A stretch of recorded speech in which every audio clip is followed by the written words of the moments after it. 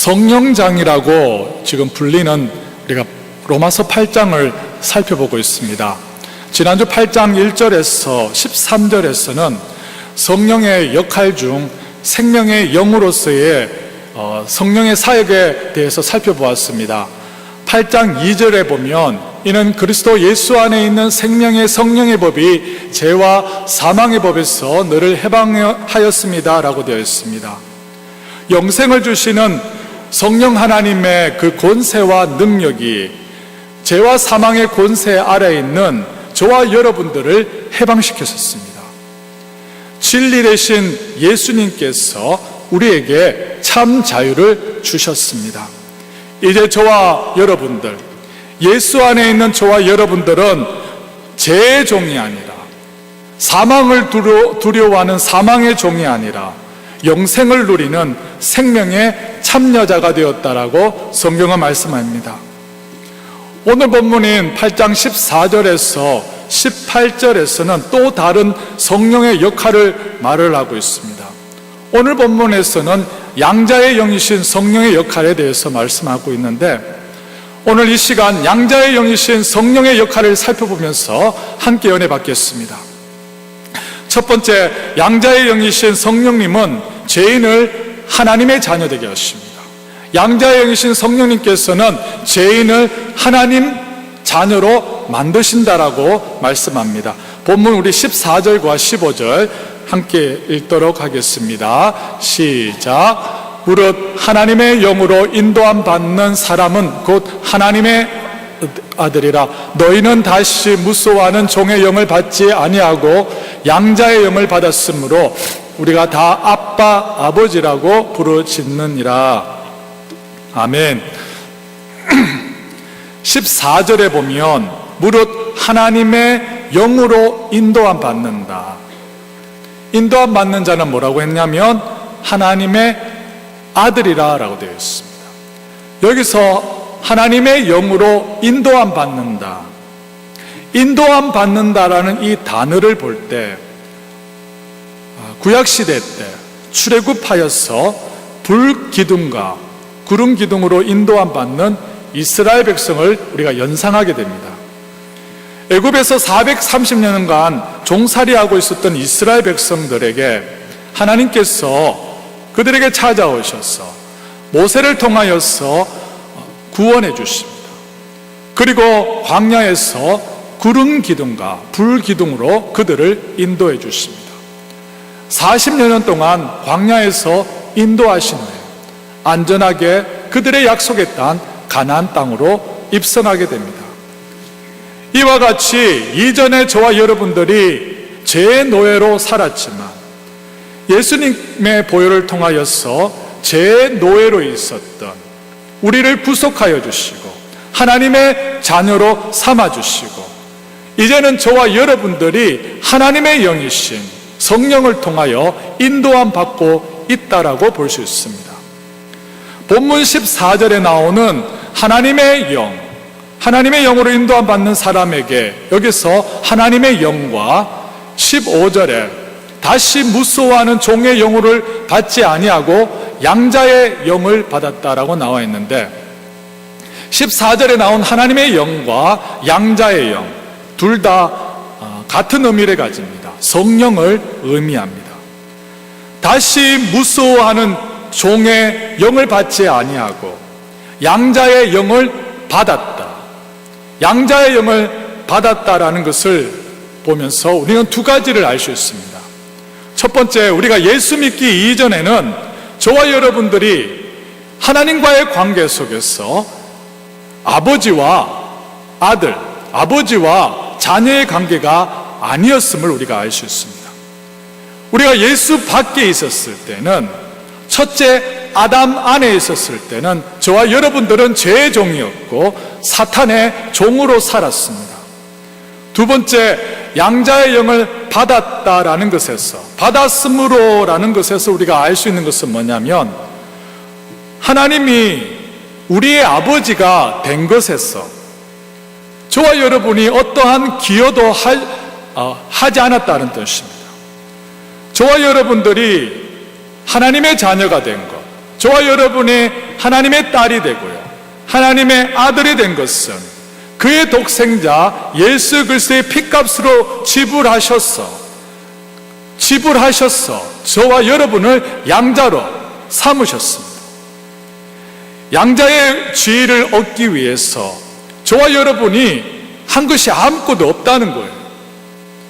하나님의 아들을 신부는 우리의 능력과 우리의 노력과 우리의 실력으로 획득된 것이 아니라 전적으로 하나님의 은혜로 우리에게 선물로 부여된 것입니다.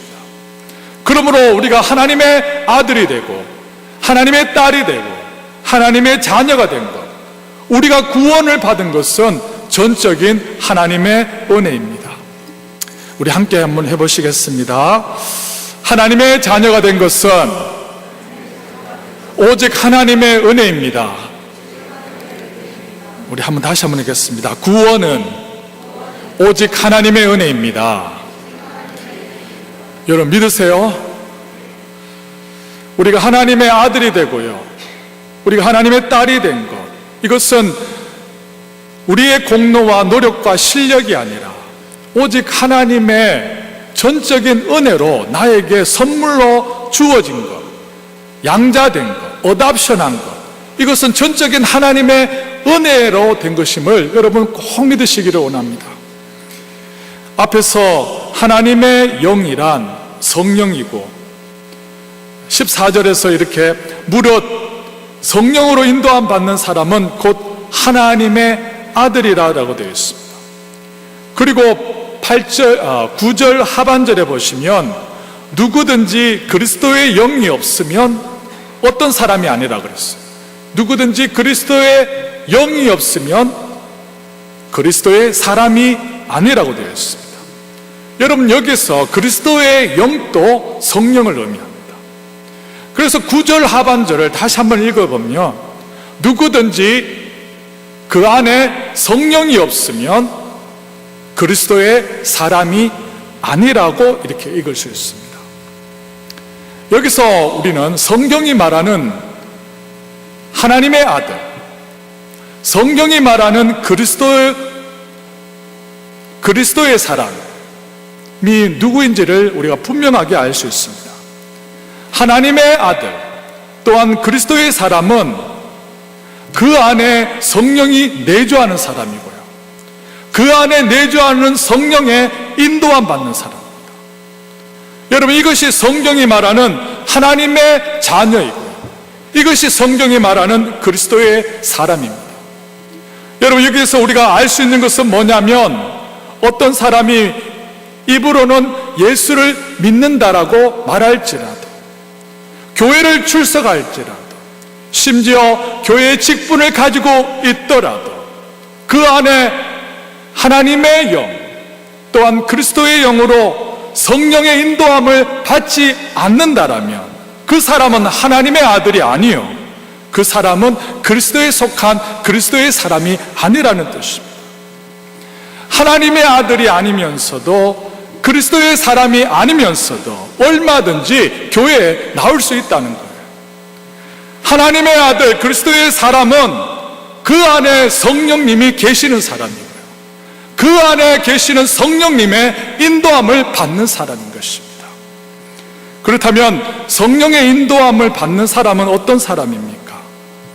성령의 인도함을 받는 사람은 어떤 사람이냐면, 내 인생의 주인이 내 자신이 아니며 내 인생의 주인이 하나님이 되심을 인정하는 사람입니다.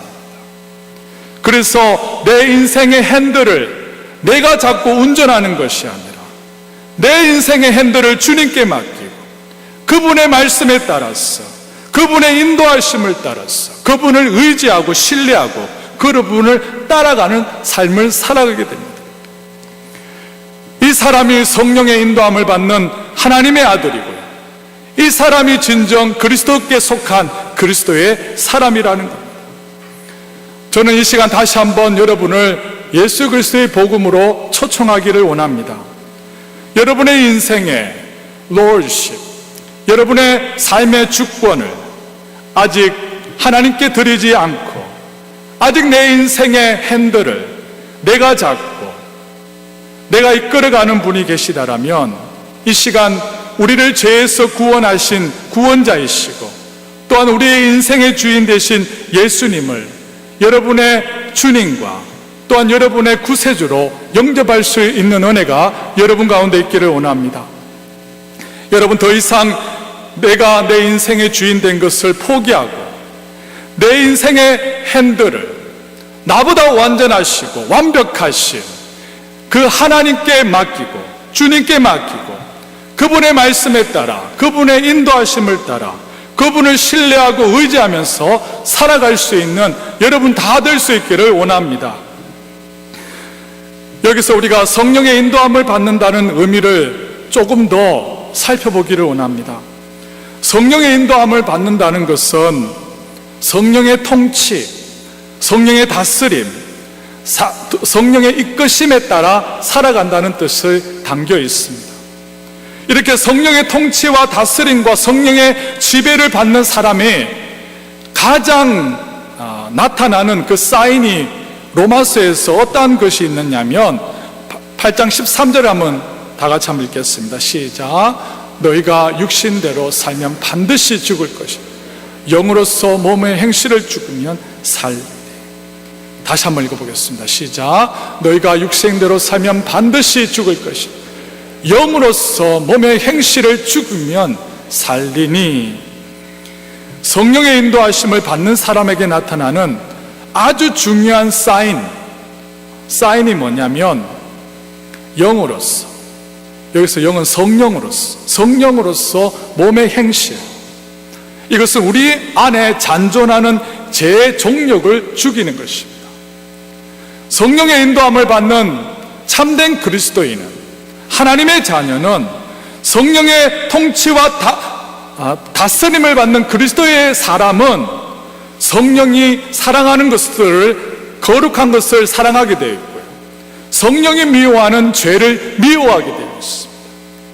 역으로 이것을 말을 하면요, 어떤 사람이 자기 입으로는 그리스도인이라고 말할지라도 성령이 미워하는 죄를 미워하지 않고 성령이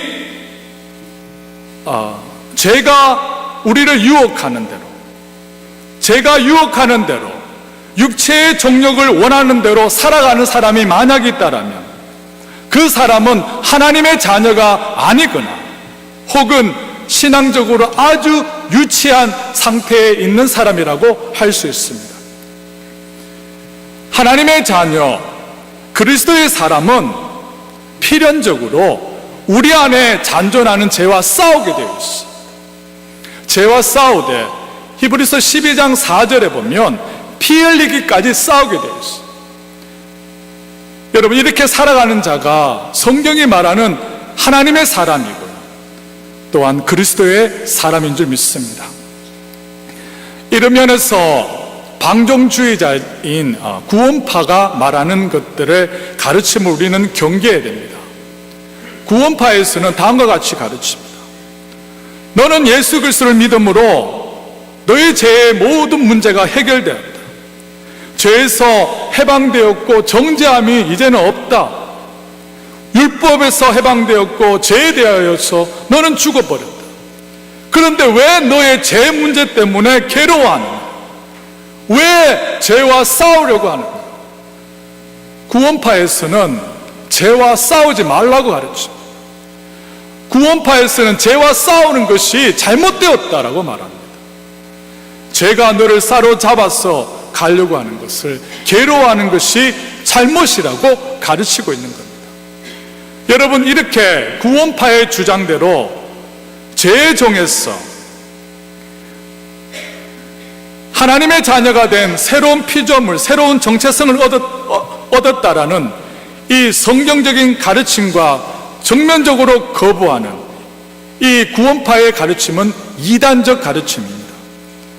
칭의를 받고요, 성령 세례를 받고 우리 안에 내주하시는 성령의 인도함을 받는 그리스도인은, 성령의 통치와 다스림을 받는 그리스도인은 우리의 본성상, 우리의 신분상 죄가 우리를 사로잡는 것을 우리가 견딜 수 없게 되어 있습니다. 죄가 범하도록, 죄가 우리를 유혹할 때 성령의 통치를 받고요, 성령의 다스림을 받는 그리스도인이라면 그 죄와 필연적으로 싸우게 되고 있습니다. 왜입니까? 예수 믿는 그리스도인의 마음 안에 성령님이 내주하시기 때문에, 성령의 인도하심을 받기 때문에 우리 안에 있는 잔존하는 이 죄의 소욕과 서로 싸우게 되어 있다라고 성경은 말씀합니다. 우리 갈라디아서 한번 읽어보겠습니다. 5장 17절 같이 한번 읽겠습니다. 시작. 육체의 소욕은 성령을 거스르고 성령은 육체를 거스르나니 이 둘이 서로 대적하고 너희가 원하는 것을 하지 못하게 하려 함이니라. 여러분, 우리 중생한 그리스도인에게는 육체의 소욕과 성령의 소욕이 서로 싸우게 되어 있습니다.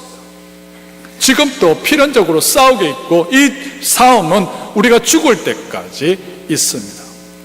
하나님의 영이신 성령의 인도하심을 받는 참된 그리스도인은 성령의 소욕과 대적하는 육체의 소욕을 거스려 죄와 필연적으로 우리는 싸우게 되어 있습니다. 여러분, 이렇게 싸우는 자가, 죄와 싸우는 자가 그리스도인의 삶이라는 겁니다. 여러분, 우리 이번 한 주간 또 우리 안에 잔존하는 죄와 또한 우리 밖에 사탄 마귀와 우리는 싸우게 될 것입니다. 죄가, 사탄과 마귀가 우리에게 싸움을 걸어올 것입니다. 우리에게 다른 사람을 미워하고 다른 사람들을 시기하는 마음으로 유혹할 것입니다. 엄만한 생각, 더럽고 추악한 생각으로 여러분을 유혹할 것입니다. 세상의 정욕과 안목의 정욕과 이생의 자랑으로 여러분을 유혹할 것입니다. 이렇게 죄가 우리에게 영적 싸움을 걸어올 때 죄의 유혹에 넘어가서 죄가 시키는 대로 따라가면서 여러분, 우리가 절대 죄에게 패배하지 않기를 원합니다. 술 취하지 말라, 이는 방탕한 것이니 오직 성령의 충만함을 받으시기를 원합니다. 성령을 따라 행할 수 있는 여러분이 될 수 있기를 원합니다. 성령을 쫓아 행할 수 있기를 원합니다. 이번 한 주간 또 성령의 인도함을 받을 수 있는 저와 여러분이 다 될 수 있기를 원합니다. 그래서 우리를 사로잡아서 죄의 병기로 만들려는 죄와 싸우되 피 흘리기까지 싸워 이겼어 하나님의 자녀로서 그리스도인답게 하나님께 영광 돌리면서 살아갈 수 있는 저와 여러분이 다 될 수 있기를 원합니다. 두 번째, 양자의 영이신 성령님은 죄인을 그리스도와 함께 상속자가 되게 하신다라고 말씀합니다. 우리 본문 16절에서 18절 세 절을 같이 한번 읽겠습니다. 시작. 성령이 친히 우리의 영과 더불어 우리가 하나님의 자녀인 것을 증언하시나니 자녀이면 또한 상속자 곧 하나님의 상속자 그리스도와 함께한 상속자니 우리가 그와 함께 영광을 받기 위하여 고난도 함께 받아야 할 것이 생각하건대 현재의 고난은 장차 우리에게 나타날 영광과 비교할 수 없도다. 아멘. 17절 상반절에 보시면 자녀이면 곧 상속자 곧 하나님의 상속자여 그리스도와 함께 한 상속자니라고 되어 있습니다. 이 뜻은 양자의 영이신 성령을 받으면 우리가 하나님을 아빠, 아버지라고 부를 수 있는 하나님의 자녀가 되었고요. 또한 상속자, 곧 하나님의 상속자요 그리스도와 함께한 상속자가 되었다고 말씀합니다. 그렇다면 여기서 상속자라는 뜻은 무엇입니까? 상속자라는 뜻은 무엇입니까? 우리가 이전에 이미 살펴보았는데 로마서 4장에 나오는 것과 똑같은 말씀입니다. 4장 13절에 나오는 상속자와 똑같은 말씀입니다. 다 같이 한번 읽어보겠습니다. 시작. 아브라함이나 그 후손에게 세상의 상속자가 되리라는 하신 언약은 율법으로 말미암는 것이 아니요 오직 믿음의 의로 말미암는 것입니다. 4장 13절에 나왔던 이 세상의 상속자가 되는 것과 오늘 본문에 나오는 것 하나님의 상속자가 된다는 것은 같은 의미인데 이 뜻은 우리 아버지 대신 우주 온 만물의 왕이신 하나님께서 세상을 다스리는 것처럼 양자의 영이신 성령을 받은 성도들이 이제는 왕같은 제사장이 되었다는 뜻입니다. 그래서 베드로전서 2장 9절에 너희가 어떻게 말씀하고 있습니까? 다 같이 한번 읽어보겠습니다. 시작. 너희는 택하신 족속이요 왕같은 제사장들이요 거룩한 나라요. 아멘. 여러분, 저와 여러분이 그리스도를 믿음으로 왕같은 제사장이 되었다는 거예요. 여러분 믿으십니까? 왕같은 제사장이 되었다는 거예요. 그리고 이 신분을 우리가 이미 받았고요. 예수께서 앞으로 재림하실 때 요한계시록 마지막 22장 5절의 말씀처럼 새하늘과 새 땅을 저 천국을 세세토록 왕노릇하리라고 말씀하고 있습니다.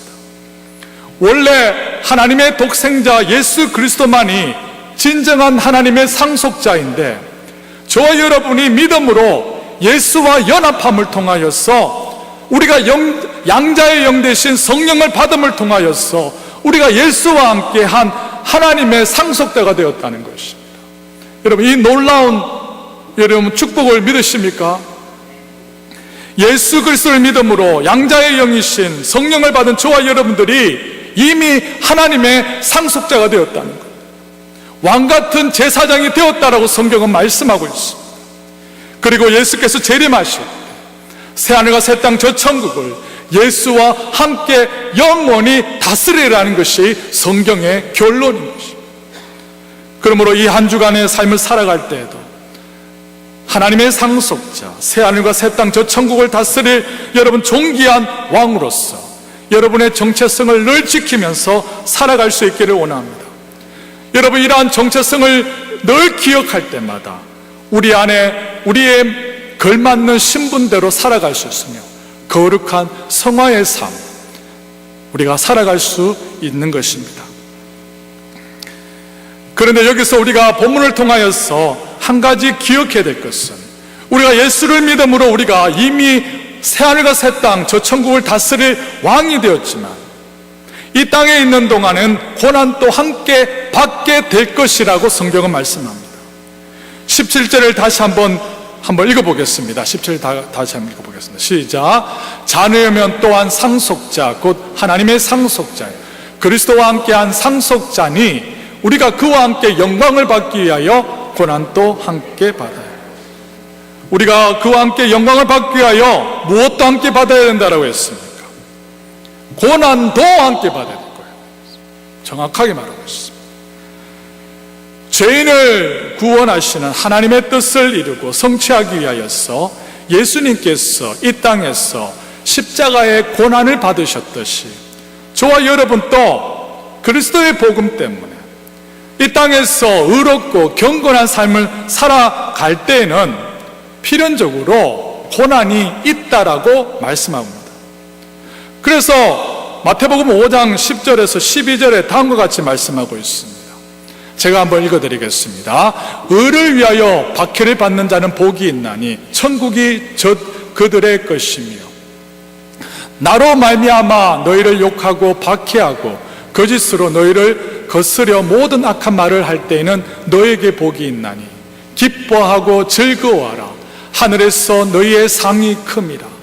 너희 전에 있던 선지자들도 이같이 박해하였느니라 라고 되어 있습니다. 여러분, 그리스도인의 삶이란 의를 위하여서 핍박을 받게 되어 있습니다. 그리스도인의 삶은 이 땅에서 하나님의 뜻을 이루어가고요, 이 땅에서 하나님의 나라와 그의 의를 위하여서 하나님의 영광을 위하여 살아갈 때 필연적으로 핍박과 고난을 받게 되어 있다라고 성경은 말씀합니다. 왜입니까? 왜 그리스도인이 이 땅에서 하나님의 의를 위하여 살아갈 때, 그 뜻에 따라 살아갈 때 고난을 받을 수밖에 없습니까? 그리스도의 그 근본적인 이유는 뭐냐면 그리스도인은 이 땅에 속한 자가 아니기 때문입니다. 그리스도인의 시민권은 이 땅에 있는 것이 아니라 하나님 나라에 있기 때문입니다.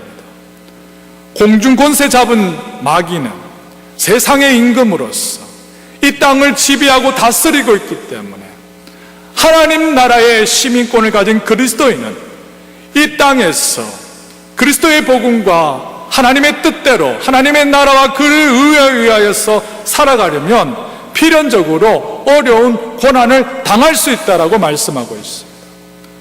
그러므로 여러분이 평생 동안 신앙생활하는데 그리스도인으로서 우리가 말을 하지만 하나님의 나라와 그의 의를 위하여서 고난을 받은 적이 전혀 없다, 핍박을 받은 적이 전혀 없다. 그렇다면 여러분의 삶을 되돌아보아야 됩니다. 내가 바르게 살고 있는가? 왜냐하면 성경은 예수와 함께 영광을 받기 위하여서, 예수와 함께 영원한 영광을 받기 위하여서 이 땅에서 고난을 받게 되리라고 말씀하고 있기 때문입니다. 하나님의 나라와 그를 위하여서, 주님의 위하여 선한 일을 감당하기 위하여 기꺼이 고난을 받을 수 있는 저와 여러분이 될 수 있기를 원합니다. 여러분, 핍박 가운데서도 좌절하는 것이 아니라, 그 핍박을 이상하게 여기는 것이 아니라 도리어 기뻐할 수 있는, 즐거워할 수 있는 믿음의 사람이 될 수 있기를 원합니다. 왜 우리가 핍박 가운데서도 기뻐하고 즐거워할 수 있습니까? 그것은 본문 18절 한번 읽어보겠습니다. 18절 시작. 생각하건대 현재의 고난은 장차 우리에게 나타날 영광과 비교할 수 없도다. 아멘. 여러분, 현재의 고난은 장차 우리에게 나타날 영원한 영광과 비교할 수 없기 때문입니다. 이 세상에서 우리가 주님과 복음을 위하여서 여러분 어떠한 고난을 당하더라도 우리가 좌절하지 않고 도리어 기뻐할 수 있는 궁극적인 이유가 뭐냐면, 현재의 고난은 장차 우리가 받을 영광과 좋게 비교할 수 없기 때문입니다. 예수 안에 있는 저와 여러분들은 이미 왕같은 제사장이 되었습니다. 그리고 예수께서 재림하실 그때에 세세토록 예수와 더불어 왕노릇할 것이라고 말씀하고 있습니다. 오늘 또 예수께서 우리에게 영원한 영광을 확실하게 약속해 주셨고, 또한 그 영원한 영광의 빛 아래서 현재의 고난을 바라보면서 이기고 극복하며 참아내라고 성경은 권면하고 있습니다. 여러분, 저와 여러분, 우리 모두가 장차 영원한 그 영광을 바라보면서 하늘에 우리에게 상 주시는 이심을 바라보면서 이 땅에서 하나님의 나라와 그의 의를 위하여서 주님의 뜻에 따라 살아갈 때 오는 고난과 핍박을 감사함으로써 우리가 승리할 수 있는 저와 여러분의 삶 될 수 있기를 기도드립니다.